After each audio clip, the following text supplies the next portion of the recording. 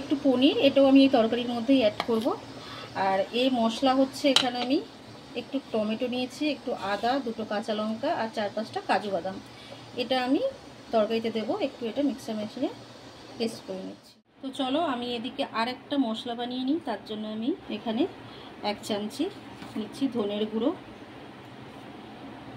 1 চামচি নিচ্ছি জিরের গুঁড়ো, 1 চামচি হলুদের গুঁড়ো, একটু লঙ্কার গুঁড়ো, এটা কাশ্মীরি লঙ্কার গুঁড়ো আছে।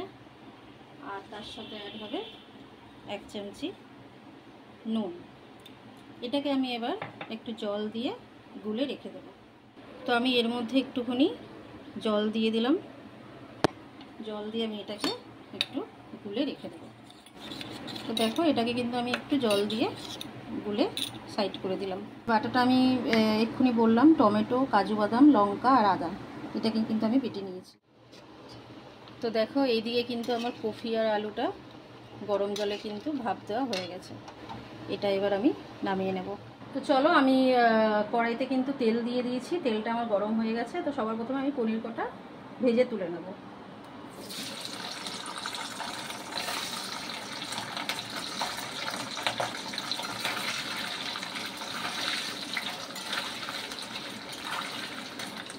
পনিরটা এবার একটু ভেজে তুলে নিয়েছি, ঠিক আছে। এবার ওই তেলের মধ্যেই কিন্তু আমি এবার ফুলকপি আর আলুটা ভেজে তুলে নেব।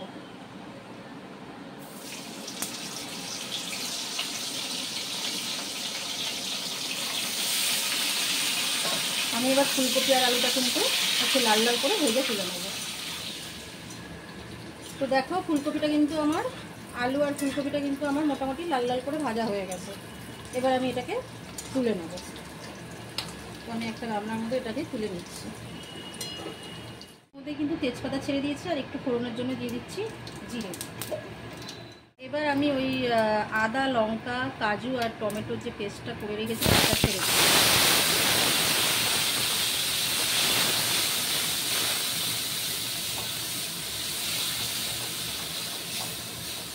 এটা একটু কষে যাবে।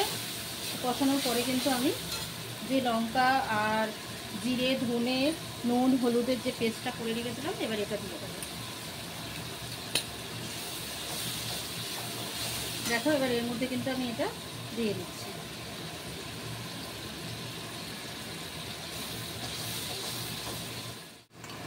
এখানে আমি বাটিটা ধুয়ে একটু জল অ্যাড করলাম।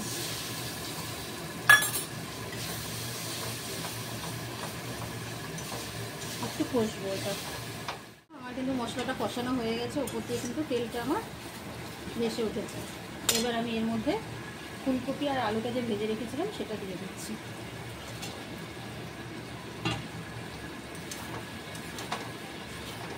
আমি এটা একটু কষিয়ে নেব। এবার আমি এর মধ্যে একটু চিনি অ্যাড করব।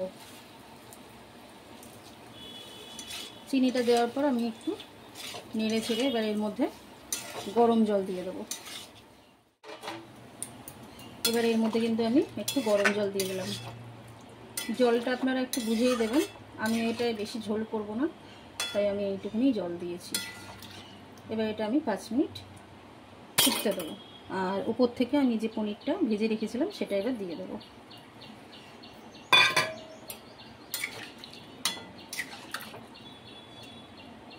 এবার আমার এটা 5 মিনিট ঢাকা দিয়ে রাখবো। তো দেখো আমার কিন্তু ঝোলটা টেনে গেছে, অনেকটাই শুকিয়ে গেছে, ঠিক আছে। আমি এরকমই গা মাখা মাখাই নামাবো। এবার আমি একটু এর উপরে গরম মশলার গুঁড়ো দেবো। গুঁড়ো গরম মশলা দিয়ে দিলাম।